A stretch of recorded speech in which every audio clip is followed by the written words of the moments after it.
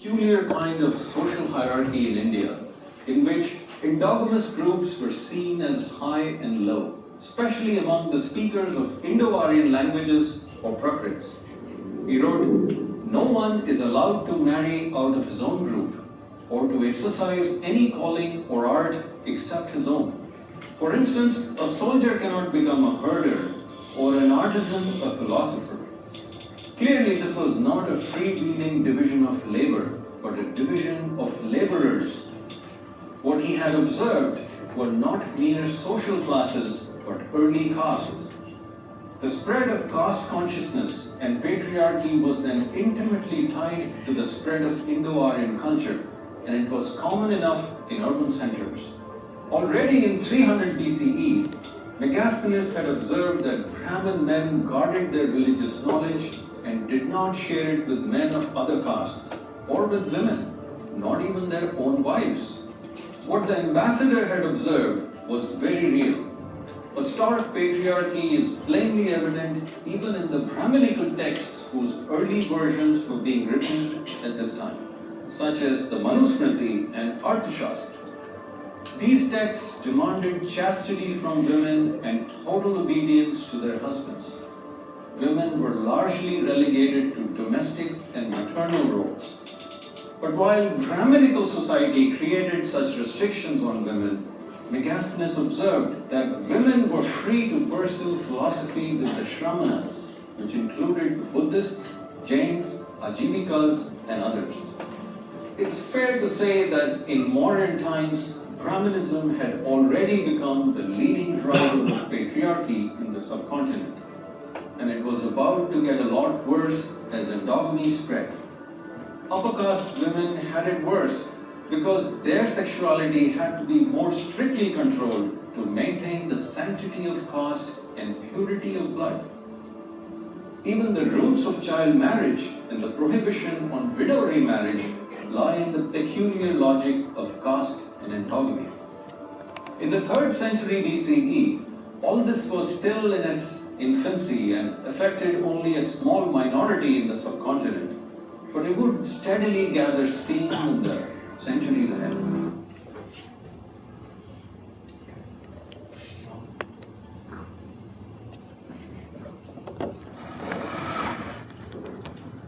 Okay. Sir, Yes. sir, I want to know what are your understanding about this Varna, caste, and the Jati term used? For example, the term caste came into the colonial time period. Term caste, and when you discuss about the Jati and the mentality of the caste formation, then you all discuss about it. So, are these caste and Jati are the interchangeable terms, or do you think have some certain differences in it? For example, when you use the term Jati, then Jati even comes when you say the Indian Jati, the African Jati, German Jati. So in these terms, what do you think about it? Yeah, Yes, the- I want some. That African Jati, German Jati, they're loose terms. They're not really strictly Jati, right? So Jatis are, as my earlier slide described, it's related, it's a smaller subdivision, it's based by birth, and it relates to your, rights of passage of your life, your birth, marriage, who you marry, and things like that. And then the Varna system is an overall the 4-tier division. So within each tier there are lots and lots of jatis, right? So the jatis get mapped onto the Varna status hierarchy based on the purity and pollution idea. Like if you do dirty work, then you are lower down, things like that. So there is a way in this Brahminical idea of knowledge as to who is more innately superior by birth and who is not. So you're right, the caste term comes later, but it refers really to the combination of both these two and the interaction between these two. So really, sometimes the context really explains what you were talking about. Sometimes when you say caste, you're referring to jati. Sometimes when you are talking about Vaishyas as a group, then you are talking about the varna. So it depends. Caste refers to both of these two things together interacting with each other. So do you think caste and jati may use as a interchangeable term? You could, depending on context. Yes, you could. Yes. Okay. So you saw this, what Megasthenes thought about this final centuries, and now we are coming to the end of the first millennium. So here, the social landscape is clearly shifting. Ideas of ritual purity and pollution, high and low birth, are evident in the elite literature of the period too. The still evolving epics also embrace these concepts. These epics have evolved over a long period of time and new ideas keep coming in. Many texts speak of despised jatis like Chandals and of others involved in physical work like cleaning, basket making, hunting, fishing, and so on. A new hierarchical social order is coming into being. All this is accompanied by a growth in settled agriculture, urbanism, and specialized vocations. So, coming into the first millennium, so roughly 2000 years ago, and from that point on, if we looked at the social scene, what do we see? We see that there are elite religious groups, by which I mean Brahmanism, Buddhism, Jainism, but these are still a minority, and the majority are really all kinds of forest people, nomadic pastoralists, hill tribes, and other rural communities whose culture is not Indo-Aryan. Okay, they're at the periphery of the Indo-Aryan culture. They do interact with it, they may have borrowed some things from it, but by and large, they have their own cosmologies and animistic gods and goddesses of fertility and harvest and village deities, and many of them are matrilineal societies and are relatively egalitarian. So that is the social scene outside the dominant Indo-Aryan sphere. And you also see that Indo-Aryan culture has become the dominant power across the north roughly 2000 years ago, and then from that point on. And the nexus between Brahmins and Kshatriyas is strengthening. And you of course also have Buddhist kings, so they are providing some competition, but this is the dynamic. And the Brahmins are writing the Dharmashastras that codify the caste rules and the social conduct of the elites and who can do what with whom and eat what and all of that sort of stuff. And including blocking scholastic education for lower caste people and women. And then the thing is that this idea is, of course, spreads. Idea of caste and the endogamy and hierarchy. This idea spreads, and it is intimately tied to the spread of Brahmanism. What is Brahmanism? Well, it is, of course, a religion at one level. It has its own cosmology, gods, sacred rituals, and a language. It has its scriptures. It has also social practices like endogamy, caste, or endogamy, jati, and patriarchy. It has cremation as a ritual. So all of this is a package, and this package starts to expand out from Aryavart to other parts of India. Okay, and in many ways it is similar to the spread of elite ideologies around the world. People mimic the elite concepts, and that is a universal trend that you see here. So whether by force, persuasion, or mutual advantage, more groups were brought into the caste order, including clans, tribes, and occupational guilds. There's an anthropologist, French anthropologist Louis Dumont, who has argued that the organizing principle of this hierarchy was the graded distinctions of ritual purity and pollution, assigned to different occupational groups. At the top of this hierarchy were groups associated with priestly, scholarly, and administrative functions. At the bottom were those linked to tasks considered ritually polluting, such as handling dead bodies, human waste, leatherwork, butchery, and street cleaning. Many of them were placed so low in the hierarchy, says Dumont, that they fell outside the Varna framework altogether and were considered outcasts and untouchables. Over time, new jatis came into being as new occupations emerged and as various clans and tribal groups were incorporated into the Brahminical fold. These jatis also got mapped onto the tiers of the Varna system, depending on the level of the purity idea. In time, new dietary regimes would get associated with each new jati. For example, beef and alcohol would become taboo for those accorded a higher caste.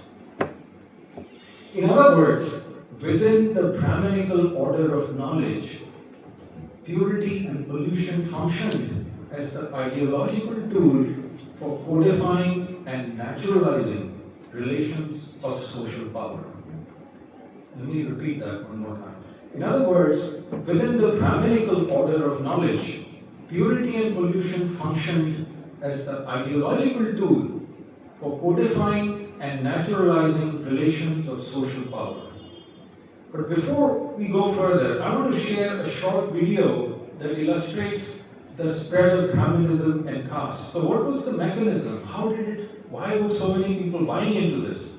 Right? What was the process? What was so attractive? And there was obviously a give and take involved and what was going on. So let me, again, it's a short clip of 3-4 minutes. Big religions have always competed on at least two fronts, funding and followers.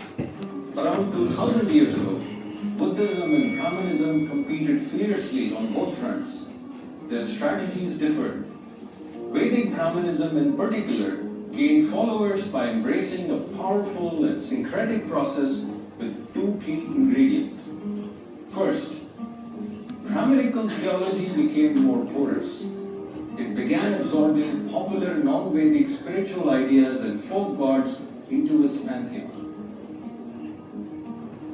Countless dark-skinned folk and animistic deities came in as avatars of the big Brahminical gods, such as Vishnu, Parvati, or Durga. This co-option benefited Brahmanism. Take Shitla Mata, for example, a folk goddess who cured people from diseases like smallpox. Making her an avatar of Parvati made Parvati's elite religious culture more palatable to the devotees of Shitla Mata. Second, in parallel, Brahminical ideas began to trickle down to non-Vedic groups and forest tribes. This included ideas of caste, purity and pollution, patriarchy, Vedic rituals, cremation, and others. In time, whether through pressure or consent or out of self-interest, many less powerful groups absorbed at least a few ideas and customs of the dominant Brahminical ideology. Doing so was likely a path to upward mobility. To borrow a term from sociology, the gods and customs were gradually Sanskritized.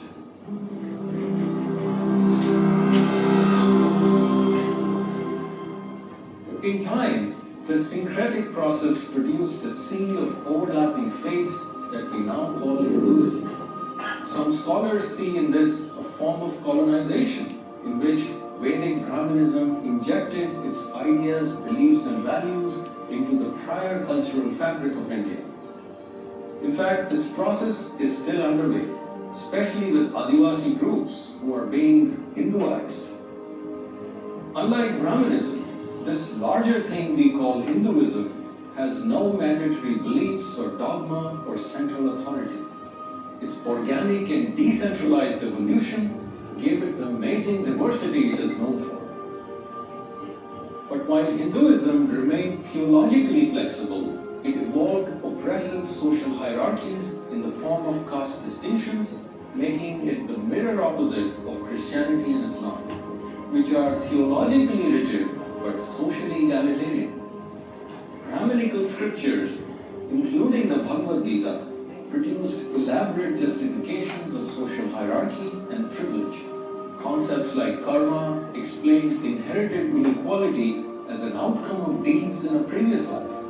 They blamed individual conduct in past lives and not the current social order for people's outcomes in this life. Meanwhile, Buddhism displayed its own theological flexibility by embracing local yakshis and deities like Tara, Hariti, Mahakal, Jambhala, and others. But it stood for a more egalitarian social order. This compounded its adversarial dynamic against Brahmanism. More on this in the next episode. Okay.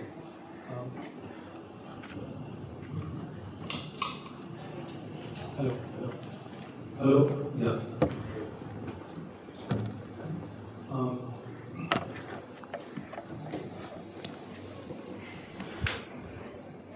Okay, so now we're coming to the early medieval period. So roughly from say middle of first millennium CE, so 600 CE onwards from this point.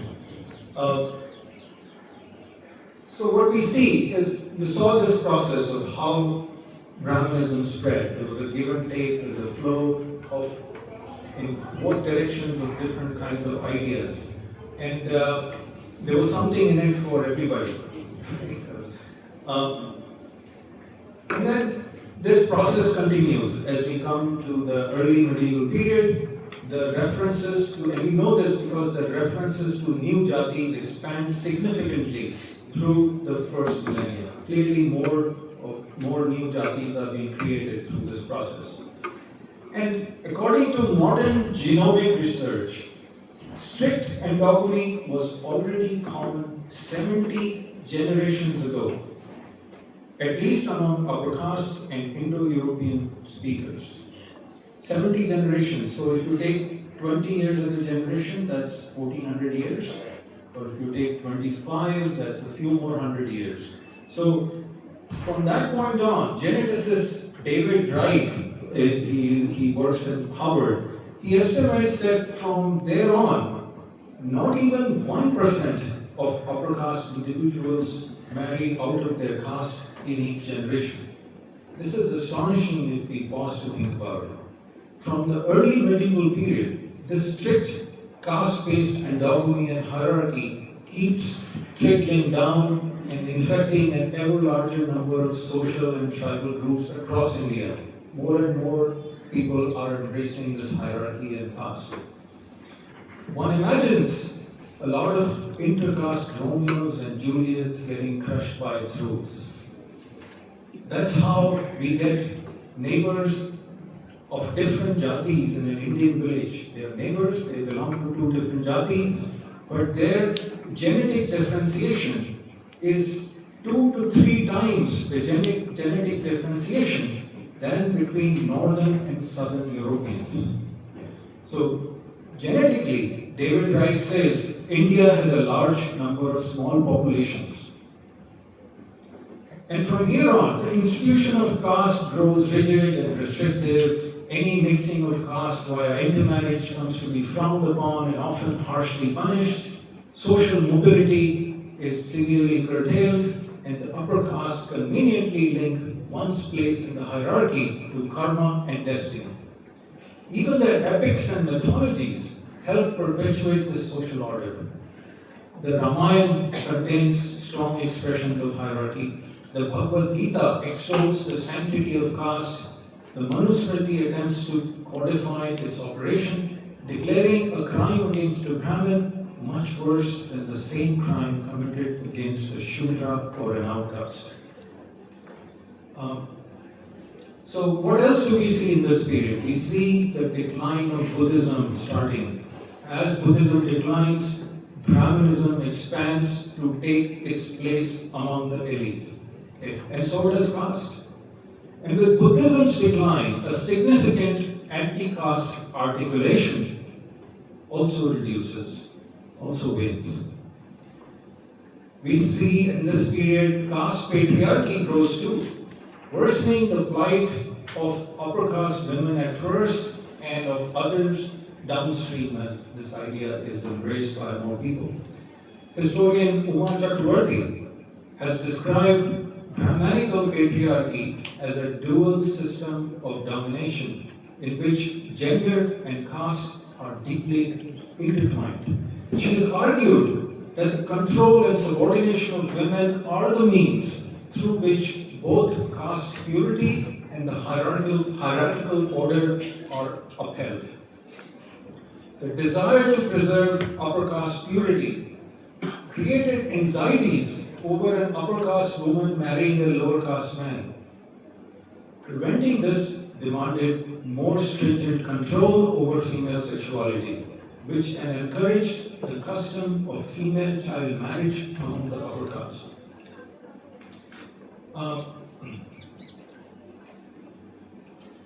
We also see untouchability and segregated living becoming more common in this period. So, one more thing before that, in this sub-bullet here, the pantheon is changing. This is an interesting idea. The power of female gods declines along with the general change in society. So what's happening here? We know that in the first millennium, Tantric and other folk religious traditions featured a range of powerful goddesses. Over time, however, as these deities are incorporated into the Brahmanical pantheon, their roles change, their power changes. Take the example of Pampa, who briefly came up in the video. The river goddess from the Hampi region.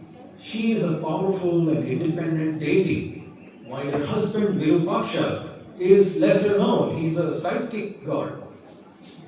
But once the two are presented as forms of Shiva and Parvati, they are taken into the Brahmanical pantheon, their power reverses. Pampa turns into a mere consort of Virupaksha, who becomes this big deity and the state deity of Vijayanagar and so on.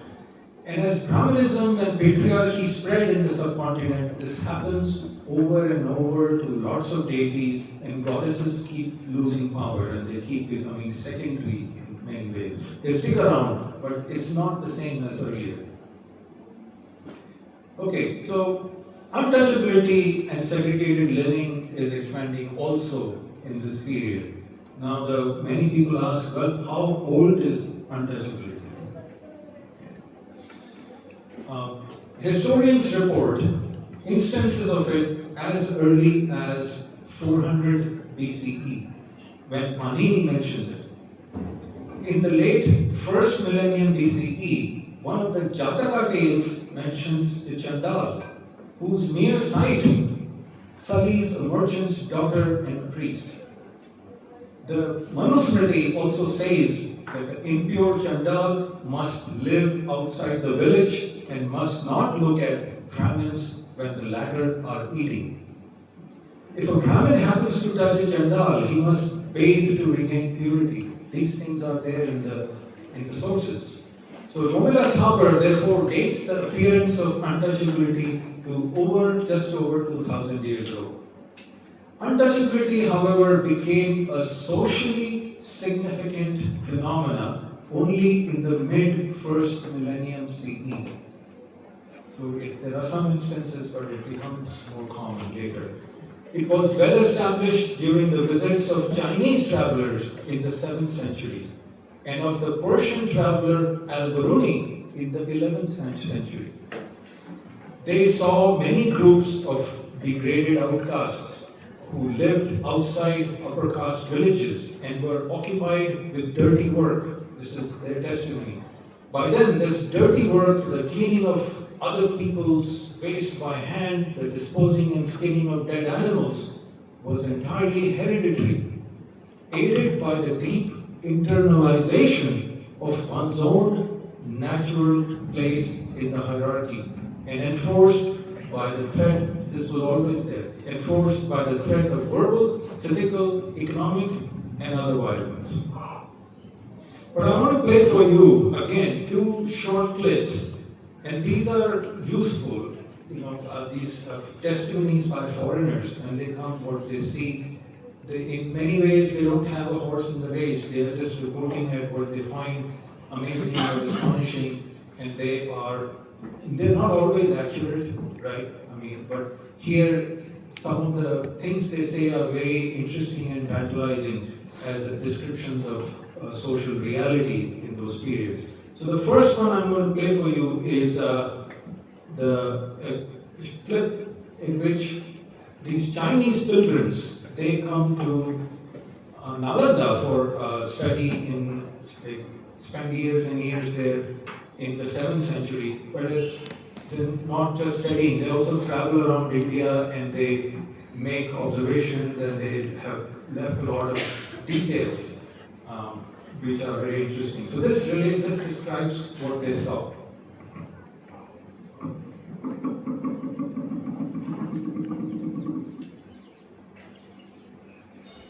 The travel accounts of 3 of these monks have survived: Faxian, Xuanzang, and Yijing. They've given us many quirky and telling details of social and academic life in India between the 5th and 7th centuries.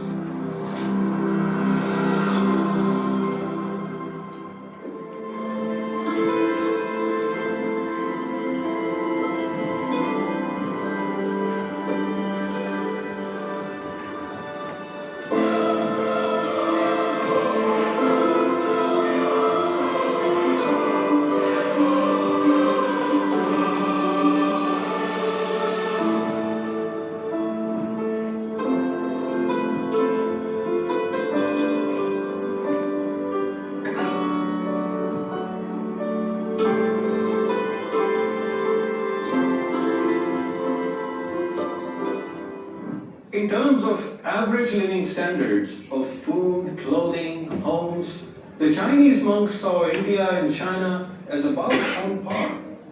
They noticed a lot of countries or kingdoms in the subcontinent. Yijing reported 30 countries, Xuanzang 70. They mostly encountered kings who were Kshatriya, Vaishya, Brahmin, or Buddhist. But a small minority were Shudra, and one ruler was even a queen. They recorded a range of laws, punishments, taxation, foods, festivals, and customs. Faxian described a well-functioning civic hospital system in the cities of the Gupta Empire. These monks also passed by large tracts of forests full of wildlife. That's no surprise. India's population was only about 5% of what it is today. A very different world from ours. In the 7th century, Xuanzang noted that Indians were very particular in their personal cleanliness, but did not seem to mind their public streets being filthy. Sound familiar? Yijing wrote, the first and chief difference between India and other regions is the peculiar distinction between purity and impurity. The upper-class Indians he met, including monks, obsessed over foods they saw as innately pure or impure. Their custom was to be served on individual plates. They neither shared dishes nor ate leftovers. To be touched by someone while eating was polluting. Only the right hand was to be used for eating. Onions were considered impure and a cause of tummy aches, diseases, and bodily weakness. We've come a long way from that attitude to toughening governments if the price of onions isn't right. The Chinese accounts also reveal that in the 7th century, caste and endogamy were well entrenched. Outcasts lived beyond the walls of towns and villages. They included butchers, fisherfolk, dancers, executioners, scavengers. They could only walk on certain designated tracks. Their status was so low that they could even eat impure foods like onions, garlic, and cattle meat. Manual scavengers had to announce their passage by striking sticks. If a pure person touched one of them by accident, he had to thoroughly wash himself and his clothes. In other words, the records of Chinese travelers reveal that untouchability was a firmly established practice in the 7th century.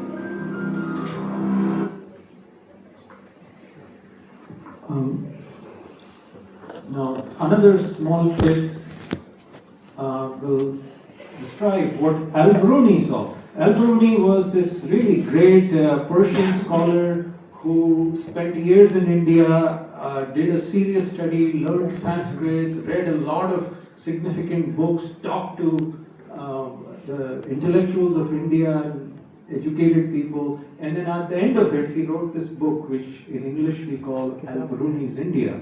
And it has some amazing observations of a very wide range of Indian customs and beliefs and so on. And so this short clip shows what he observed regarding social hierarchies. Al-Biruni's social observations are perhaps the most interesting. Caste made a deep impression on him. It really bothered him that learned Hindus did not mingle with foreigners or malech like him, as in sitting, eating and drinking with them for fear of being polluted.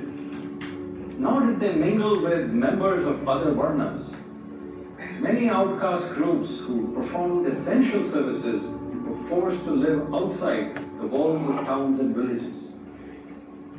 Al-Biruni despised social institutions that, he wrote, cannot be broken through by the special merits of any individual. And yet, such institutions abound among the Hindus, he wrote. He called this the main difference between Hindus and his own people. We Muslims, he noted with some pride, consider all men as equal except in piety. He seems to concede that Muslims can be more fanatical than Hindus about theological matters, but he thought that the Brahmins just expressed their fanaticism differently. It showed up in their obsessions with purity and their treatment of fellow humans as innately impure and inferior. 1,000 years ago, Al-Biruni wrote, most Brahmins recite the Veda without understanding its meaning. They teach it to the Kshatriyas, but the Vaishyas, Shudras and other outcasts are not allowed to hear it, much less to pronounce and recite it. If such a thing can be proved against one of them, the Brahmins drag him before the magistrate and he is punished by having his tongue cut off. This punishment was apparently rare, but the threat is indicative of the era's social realities. According to Al-Biruni, child marriages were the norm. A Hindu man could marry up to 4 women, depending on his place in the Varna hierarchy. Brahmins were allowed 4 wives, Kshatriyas 3, Vaishyas 2, and the Shudras 1. Al-Biruni wrote that a husband and wife can only be separated by death, as the Hindus have no divorce. If a wife died, the husband could marry another woman, but the reverse wasn't allowed. A widow inherited nothing from her husband's wealth, so her choices were to either remain a widow dependent on the kindness of her male relatives or burn herself on the husband's funeral pyre, an event that was fortunately rare outside the Kshatriya class. Al-Biruni described taxation, inheritance, cremation rites, crime and punishment. The common people, he wrote, lied about their property in order to lower their taxes, a custom they tenaciously held on to. Female prostitution was legal, which included the temple Devdasis. Al-Biruni's morality and sexual conservatism did not approve of this practice. He faulted the kings for making prostitutes an attraction for their cities, a bait of pleasure for their subjects, for only financial reasons. It seems the taxes they paid offset the state's military expenses.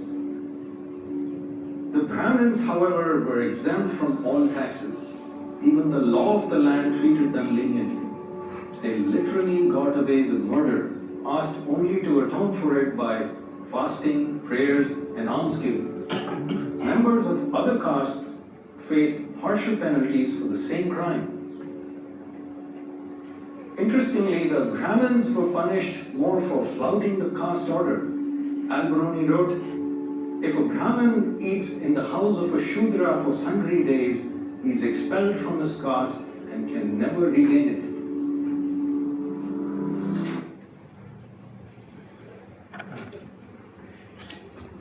Such interesting observations.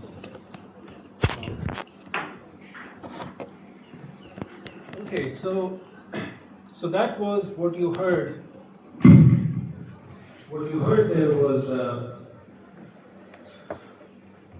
basically Al-Biruni's testimony from his book, which appeared in 1030 CE. Okay, so we are now into the second millennium CE. Let's look at what happens to caste in this period. Okay. So, the process, the caste order continues to expand to additional groups. This is a long process and it keeps rolling. Hierarchy begins to pervade all social life. So this mindset of hierarchy goes beyond caste to sustain other forms of domination and control.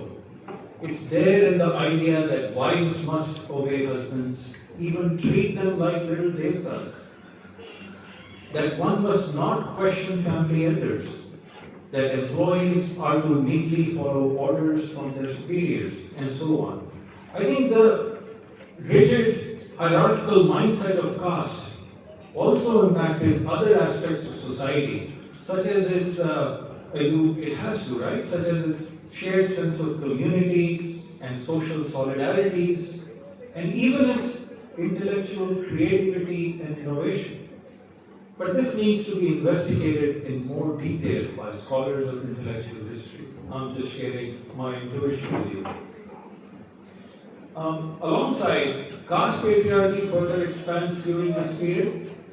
It shows up in the second millennium, it shows up in the notably higher incidence of sati among the warrior elites, especially in Hindu-ruled kingdoms like that of the Rajputs in the north and Vijayanagar in the south. Now, not many people know that sati was actively discouraged by state authorities in the Mughal realm. Rising caste anxieties increase the practice of child marriage. Girls are married off before they can make a sexual mistake that might render them impure or damage goods. Widow remarriage is also increasingly discouraged among the upper castes, though it continues among the lower castes. They have fewer hang-ups about this. Discriminatory behaviors continue to deepen in various arenas. So in terms of temple entry, housing, dining, education, as we have seen, caste and Brahmanical religion divided even co-religionists into permanent groups with high and low spiritual status, each with their own rights and obligations. So there was, in a way, little contradiction in blocking temple entry for lower caste people who were seen as impure. Across India, big Hindu temples banned entry for the outcasts and the Shudras. And I'm talking here of temples like Varanasi's Vishwanath Temple, Puri's Jagannath Temple, Kerala's Sabarimala Temple, Tirupati's Sri Venkateshwara Temple, Madurai's Meenakshi Temple. And this continued until relatively recent times, in the modern period. But of course, all this is going on, there is also pushback, there is resistance. Okay. So in the earlier period, we saw that Buddhists, Jains, and Charvaks resisted fiercely the idea of caste and priests and all of this and hierarchy. In the second millennium, Sikhs continue that to some extent. Guru Nanak's words are very anti-caste, his teachings. You have the Tantric tradition, which really flourishes in the first millennium CE and coming into the second. The Tantric tradition had non-Indo-Aryan roots. It It comes from the grassroots, from the pre-Aryan people. And it criticized both caste and sati. The Tantric tradition was open to all social classes and actively disregarded notions of ritual purity and pollution. It often venerated fierce goddesses that were independent of male gods. And it had women priests as well. How unique is that? Many bhakti think, how unique in India that is. Many bhakti thinkers opposed caste and embraced all social groups. You have people like Basava, Namdev, Janabai, Ravidas, Kabir, Tukaram. But despite opposition from multiple fronts, the caste system continued to widen and deepen its tentacles. It's a bit like capitalism in some ways, in that capitalism too endlessly adapts, defangs, co-opts, or otherwise eliminates the opposition and itself thrives. Some people say that the graded hierarchy of caste made unity for collective action harder. So this was another, factor. It is said that sometimes that in another country, with the kind of social inequities India had, the masses might have resorted to violent revolution long ago. It didn't happen here, at least in terms of caste. There were peasant revolts related to agriculture and so on. They did not do so in India mainly because the graded hierarchy of the caste system prevented unity for a common cause. Religious ideology tended to justify these injustices as natural. And the lower castes were also kept away from education and lived in greater poverty, further reducing the odds of collective organizing and action. Okay, then one other thing that's talked about in this mid-late medieval period, and we are, I have one or two more slides after this. The social mobility and the caste system. Okay, there are two ways to think about this. Okay, so there are many lower caste groups converted to Islam to escape. So one way for mobility is that you try and exit the caste system. And many of them tried to convert to Islam or other faiths. And this was made easier because Indo-Muslim rule created a new set of non-Brahminical elites, and those who converted gained other advantages of adopting the ways of the new elites. But even as people converted away from Hinduism, they couldn't fully abandon the caste mindset, which is partly why caste still exists among Muslims, though in weaker forms and not justified by Islamic scripture. And there is also this idea of Sanskritization, this idea that it's a vehicle for raising one's Varna status. And the sociologist M.N. Srinivas is associated with this idea. It's this idea that within a generation or two, Jati could rise to a higher position in the Varna hierarchy by adopting vegetarianism and teetotalism and by Sanskritizing its ritual and its pantheon, changing your god and worshipping in different ways. However, Sanskritization was resisted by the gatekeepers of tradition, and it remained uncommon, more an aspirational idea in the lower rungs of the hierarchy. When it did happen, in medieval times, it was mostly with powerful founders of royal dynasties who had Shudra or tribal origins. So, for example, the Maratha ruler Shivaji comes to mind. The Chandelas in central India, they around 1200 years or so, they founded this dynasty. The Khajuraho temples are there, built by them. And the Chandelas had tribal origins.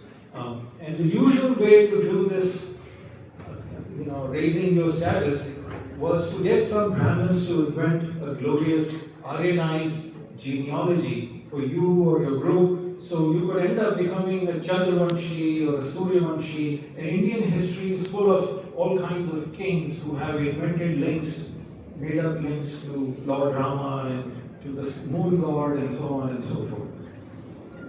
And it has been pointed out, so while this happened, it has been pointed out that Sanskritization did not challenge the caste system.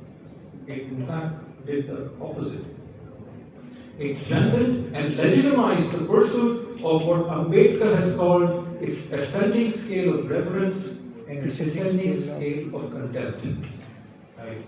In effect, by adopting the most prestigious features of the upper caste ethos, the lower castes explicitly were acknowledging their own social inferiority. So this is and it's not really, we can also discuss, is this really social mobility? Because when we think of social mobility today in the modern economy, the idea is that people are moving up and down. Both the idea of moving down also, that somebody is not doing as well as their parents' generation. That's social mobility. But here, there are really no examples of a Brahmin turning into a Shudra, right? It is only some room is made for powerful individuals to come up. And it's kind of like the exceptions proving the rule. Okay, I'm going to skip this thing here and move to the caste in the colonial period. Okay, so this is a very interesting period. The impact of colonial modernity on caste is both very significant and mixed. So, to begin with, so India's collision with Europe, brings a kind of modernity. It introduces modernity into the subcontinent, and that shakes up the caste order. New knowledge systems come, ideas of humanism, new opportunities in education, new jobs, new kinds of social mobility. The scholar activist Anand Teltunde has argued that British judicial and administrative practices, formally based on equality before the law, undermined the importance of caste. The institutions of the British Raj, he writes, seeded modernity in India, created an enabling environment for the emerging anti-caste ethos. And it opened opportunities for economic betterment, particularly for the untouchables, and allowed both untouchables and Shudras access to modern education. So this is a significant change. And then there is also various things that happen with respect to land ownership. I'm talking here the permanent settlement of 1793. Some castes become landowning zamindars, others get pushed into becoming tenants and mere laborers, and that created its own problems. Also the effects of caste enumeration that the British began in 1871.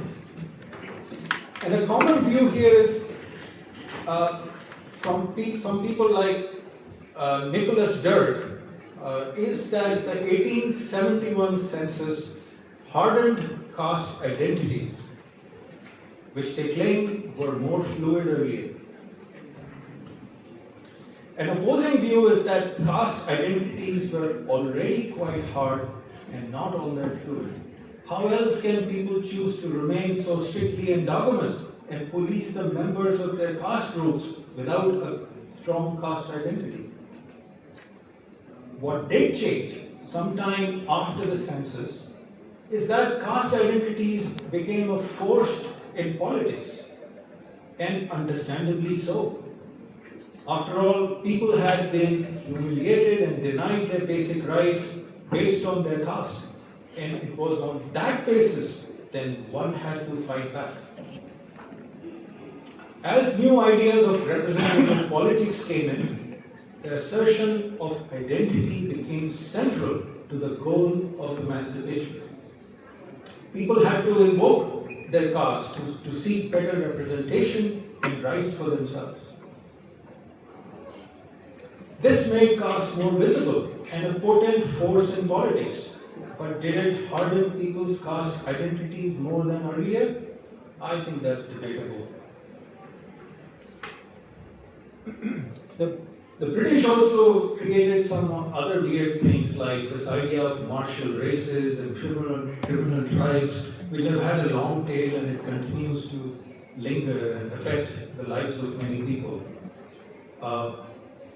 There is also this thing of the European ideas of religion and their bias for texts, which end up shaping Hinduism in a certain way. Well, how do I mean? So this framing of the newly coined term Hinduism was a joint project of Brahmins and British Indologists. In it, a very diverse array of communities was subsumed under the category of Hindus, while the religion itself came to be defined largely through the texts and practices of its elite strata. This produced a new hegemonic conception of religion. In the process, the varied religious worlds of many others, such as Adivasis, subordinate castes, and nomadic pastoral groups, and others, were marginalized or rendered invisible within this overarching category of Hinduism. When people talked about Hinduism, they talked about the elite registers, the Vedas and Upanishads, and so on and so forth. The British administrators also attempted to govern through customary law, and they relied on the Manusmriti, for example, to understand how to govern the Hindus, the vast majority of whom had nothing to do with it, nor cared for its aggressive legal codes. Such moves granted more authority and respect to Brahminical social and legal norms and raised the prestige of the Brahmin. And then this is an obvious thing, access to modern ideas created brilliant anti-caste intellectuals, people like Jyotirao, Savitribai Phule, Shahuji Maharaj, Ambedkar, Periyar, and many others. And this rising awareness of political rights and representation brings, therefore, caste becomes really center stage. And here, thinking of one of the things I'm thinking of here is the contestation over separate electorates leading to the 1932 Pune Pact. The caste becomes a site of political mobilization. This is an important change that happens in the colonial period. Okay, now this is my final slide. We come to the post-independence period. I'll just look at a handful of events and milestones that had an impact on caste. Well, the Indian Constitution, this was a big thing. It outlaws untouchability and caste discrimination. Although, as we are finding out now, much of this does not apply to private housing or private employment. However, the embrace of the Constitution was an attempt to replace caste morality with constitutional morality. And it remains a work in progress, but it was an important transition. The Constitution also introduced affirmative action or reservations in public sector education and jobs, starting first with Dalits and Adivasis and later expanding to Shudra communities, OBCs, some decades later. Some of these things you are, I'm sure, quite familiar with. We have the SCST Prevention of Atrocities Act, which is a milestone in terms of anti-hate crime legislation. We have the rise of anti-caste assertion with Dalit Panthers, new political parties, new artists and authors who bring alive the experience of being marginalized to other groups, and I think they've made a quite difference.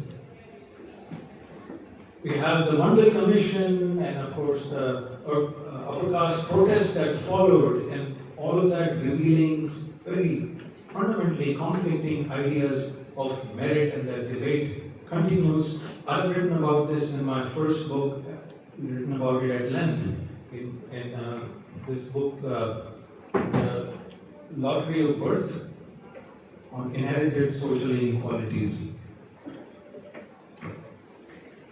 Another effect that happens in the modern urban economy expands social mobility in some arenas. And finally, I would say that we have embraced one person, one vote as a concept, but we are still not all that close to embracing the idea of one person, one value. That is equal value at birth, irrespective of caste, class, gender, language, sexuality, religion, and more. I hope we never stop striving towards that. And that's all I have. Thank you for listening. I'd be happy to take some questions.